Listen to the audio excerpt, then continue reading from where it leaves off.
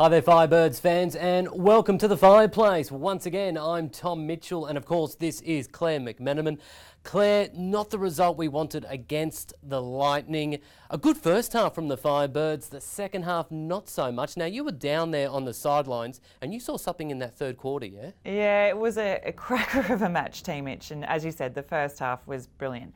The Firebirds started exceptionally strongly in the start of the third, and they got themselves out to a good 4-goal lead, but then there was a very clever tactical timeout that was called by the Lightning, and it just halted the momentum of the Firebirds and it allowed the Lightning to really counteract their game plan.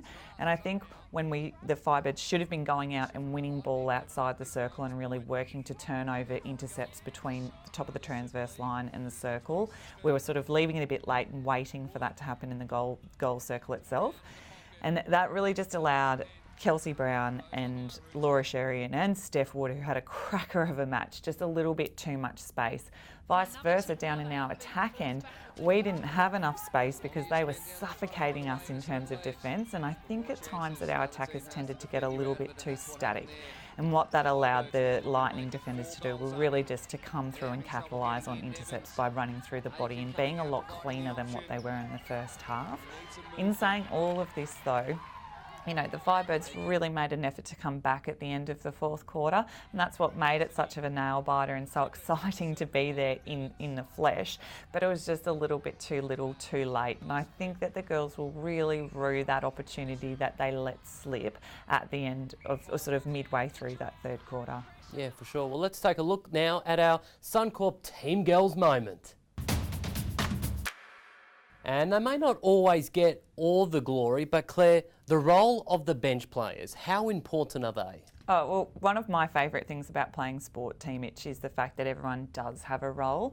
And the role that the girls on the bench play, it just can't be misunderestimated because it's critical to a team's success. And week in, week out, Laura Clemecia, Kimberly Jenna and Gemma Mai turn up to training and they do the work that nobody's watching. They do the stuff that nobody sees because the spotlight's only shone on the team on a Saturday and a Sunday when they get out and play every week.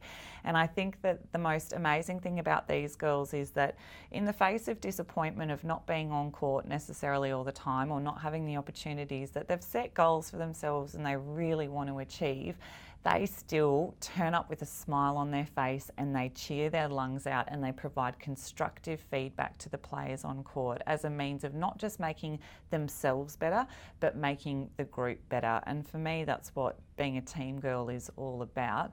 But beyond that, even though they've got that disappointment at netball, they balance their lives really beautifully by having focuses away from the court. Clemmie's doing her honours in psychology, Kimmy's studying education, Jem works in an office, and they've got these really beautiful support networks around them. It's friends from school, uni, work, you know, all of these things away from netball. That gives them that balance, and so then when they come back to sport, they're refreshed.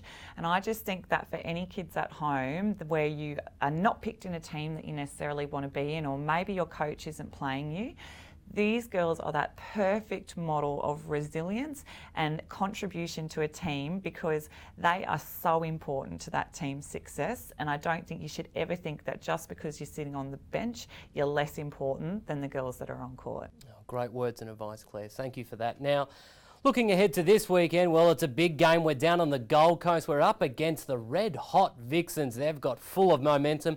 I think they're chasing 4 straight wins at the moment. It's going to be a tough game. Oh, won't it ever? And they've lost no momentum with Em Mannix and that pretty severe finger injury that she had. Katie Ann Dehaney is just slotted into that lineup perfectly. Key players for me this weekend that the Firebirds are going to have to take down, Team Mitch, are players like Lizzie Watson, who's just dominating on goal assists within the entire Suncorp Super Netball. Tegan Phillip is also really coming into her own, and the Firebirds defensive end are going to have to shut down that attack end really early to try and silence what they're doing on court. In our attack end, I just think it's really critical for the girls to settle and play that lineup that they have been when they played with a little bit more freedom, a little bit more momentum, and they were kind of a little bit unpredictable. That's when I think we're at our most successful.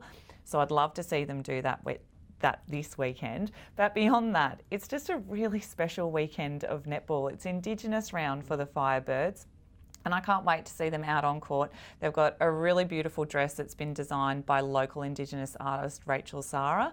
And I think that if the girls are going to have pride in a purple dress, then this is the one that you want to have pride in, because it's got connection to our local Indigenous history, and it's them representing all of those people within the Queensland framework, which is something that I think they should be really proud to do. Oh yes, cannot wait for this game. It all gets underway at 3 p.m. and you can catch that game on Channel 9. We're down on the Gold Coast at the Carrara Sports and Leisure Centre. It's the Vixens up against the mighty Firebirds. Claire, thank you for your time this week. You're welcome, Tim. And that's it for another episode of The Fireplace. Be sure to tune in next week. And of course, go Firebirds.